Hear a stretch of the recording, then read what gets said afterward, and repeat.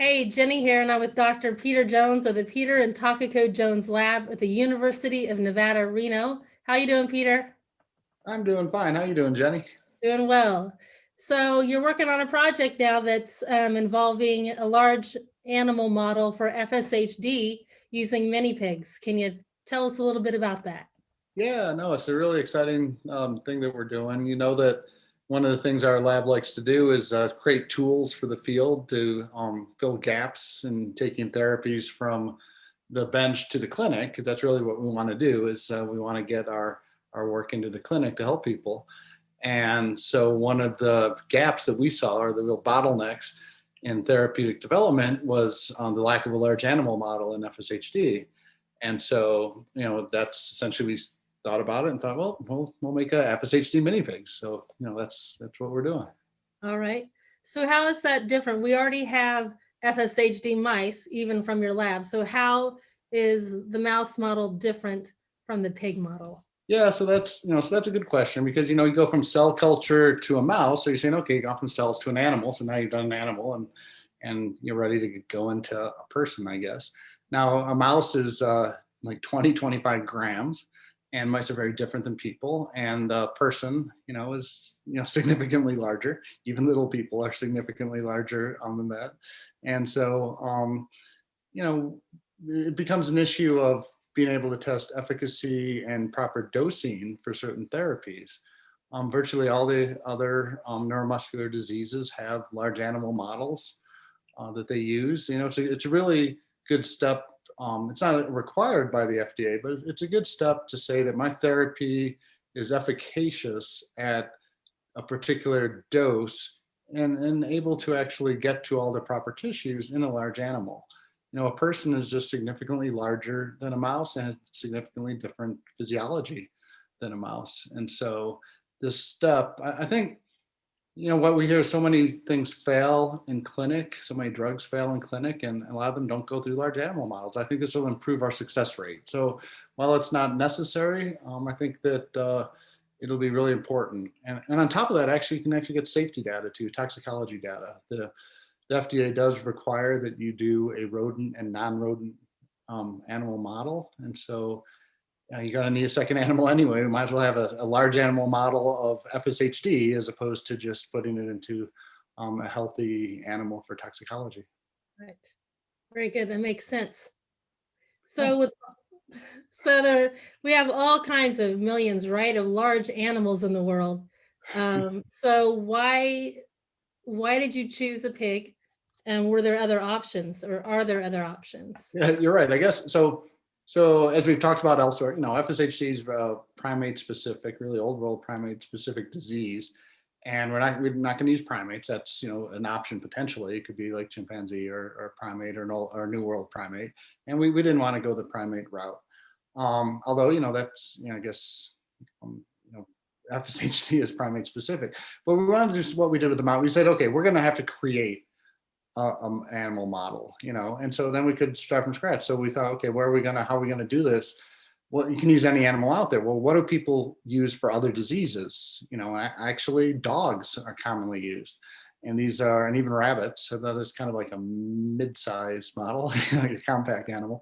But use dogs. But they use natural mutations in dogs. Duchenne muscular dystrophy, congenital muscular dystrophy have to have dog models like golden retrievers or beagles. So those are kind of the other options. The things you have to consider are gestation time, ease of use, these things, what's known about the genome, and how big they are. You say large animal model, we don't want to make elephants. That's, I mean, you can be too large. You have to actually still use them in a research setting.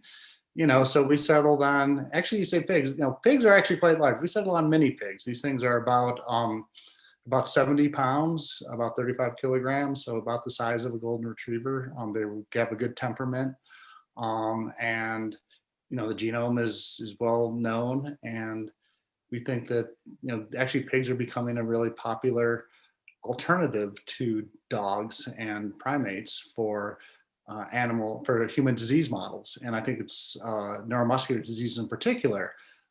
Pig physiology is really similar to humans. Surgeons practice on pigs, they learn on pigs, so pig musculature is really good. So I think it's really, really the ideal large animal model for FSHD. Sounds like it. So, Dr. Jones, I'm pretty handy at making things like a cake or maybe some brownies. So I might take a cup of this, a pinch of that. So that's quite a bit different, I'm assuming, than making a pig. How do you make an FSHD pig? Well, we take a pinch of the human genome and we take take some cells, and but that's essentially it. We humanize part of the pig genome with the FSHD region of human, chromosome 4q35. We take that region and we engineer it a little bit, and we put it into a part of the pig genome that is safe to put it in, doesn't hurt the pig, doesn't disrupt the pig. Just there's some regions that are known to be able to be used for genetic engineering. And so the DUX4 gene, as you all are familiar with, is we put that in.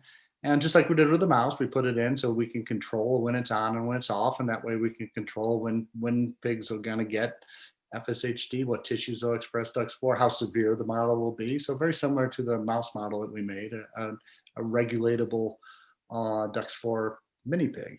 And we're making some others where we're putting in an FSHD1 pig and an FSHD2 pig as well, where we're putting in the human genome into the pig. But again, we have because the FSHD region of the human genome is one of the few parts of the genome that's really just not conserved beyond old world primates, where we have to put it in. So that's what we're doing. We're putting the human gene into the pig. Yeah, that's fascinating. It sounds like science fiction, but it's real life. So that's, well, science fiction is just it's real science, just a little bit ahead of its time. It's we're coming along. Right. Very good. So how is something like this funded? Yeah, so it's interesting because it takes a while to make pigs. There aren't very many patient people, and we understand people with disease. It's not everyone wants a cure now or a cure by a certain date, and that's what's exciting. And probably making tools is not exciting, but it's necessary and it's important. And so pigs, it's a 1.5 to 2 year project, and it's expensive. And fortunately, there are some foundations out there that are interested in actually removing bottlenecks in the path to clinic. And so the FSHD Canada really came through big time for us. FSHD Global in Australia came through. The Chris Carino Foundation, they're the ones who funded our mouse when no one else would fund our mouse. They're the reason we have the FlexDUX4 mouse, is Chris Carino and his foundation. So we're really grateful to them. And oddly enough, that actually, we had then some patients directly funded this as well. So the William Lewis family, also, that's, they saw the wisdom in generating tools. When you think about, what are you going to fund? You can fund one project that goes here, one project goes there. If you fund tool development, you're funding all the projects. You're funding all the labs. You're funding everybody doing therapeutic development. So it's actually a great way to leverage funding, to you cover all your bases, right? So we're really grateful to those foundations and the Lewis family for their support. So that's how we got it done. And it's like I said, it's not instant gratification, but we first proposed this in 2018, and the pigs would be done now if people back then thought it was a priority, and they didn't. So it's a priority now. Yep, that's good. A lot of generous people that are as interested as you in getting a therapeutic to clinic, to getting to that cure, right? Well, it's exciting when you get there, but the road is it's not necessarily a fun or straight road. But and sometimes you're making it as you go. But it's tool development's important. That's right. That's Little right. red hen, That's right. So you kind of already mentioned the time frame for what it takes to make a pig. So do you have, since you've already begun the project, do you have kind of a year in mind, or an approximate year for when pigs would be available? Right. Now, again, it's experiment. There's not, it's some complicated genomic engineering. And, our timetable is that the summer of 2022, we should have our first pig model done. Maybe faster, maybe longer. It's there's a lot of, when you're breaking new ground, making new models, using new technology, you don't know what's going to come along the way. So, it's possible that it'll be faster sooner, but it's certain, it is about a estimated 18-month total project, and we're about 6 months in. So let's say the pigs are ready in summer 2022. What's next? What is the very next step with that pig? What do you do? Okay. That's a good question. All right. Okay. So, yeah, I mean, so now you got a pig. What do you got to do? Well, we actually do. We got to validate and prove that we have a pig. Actually, that's when we'll have piglets. And so you have piglets that have regulatable DUX4, and then we need to induce the DUX4 and show that they get FSHD and characterize them, characterize the rate of pathology, the level of the severity. There's facilities set up, treadmills for mini pigs. There's ways to measure muscle strength. There's ways to measure all of these things, and then also to try therapies and therapeutics. So, our plan is to really try to ramp it up fast. And one thing that we did also is we're making them available to everybody. Since we are making the model and we'll be validating it, but the deal we made with the generous individuals and foundations that funded it is that we will not hold these back, and we will make these freely available, just like we did with the mice, and putting them out into the public domain immediately, so that people can get their therapies. Because in the end, it's we don't want it to take a long time. We'll go as fast as we can, and we really want to get therapies to clinic. And it's not necessarily after anyone's therapies. The more shots on goal, the better. Right. That's excellent. That's good news. Well, it's an exciting time. Every time you look in the news, hey, this company there, this company here, they have their therapy and they want to go to clinic, and that's great. You don't need the model to go to clinic, but there's always that little concern. It's great that a lot of people are in the business, and more keep getting in, but there's, it'll feel more comfortable when to be able to say that, hey, we didn't just fix a 20-gram mouse, we fixed a 35-kilogram mini pig, and say without killing it, or without, and a safe and efficacious dose, and so while it's not going to hold anything up now, the things that are going to trial will go, and they'll be fine, and I hope they work. I hope they work. In fact, the ideal situation would be that you never actually need the pig, right? Maybe the things go into trial, it'll all be fixed in time, but just in case, our bases are covered. And you know what? When we finally do fix FSHD, we're going to fix it better. That's the next step there too. So, I think that, and earlier and such. So anyway, it's a constant process. Excellent. Thank you, Dr. Jones.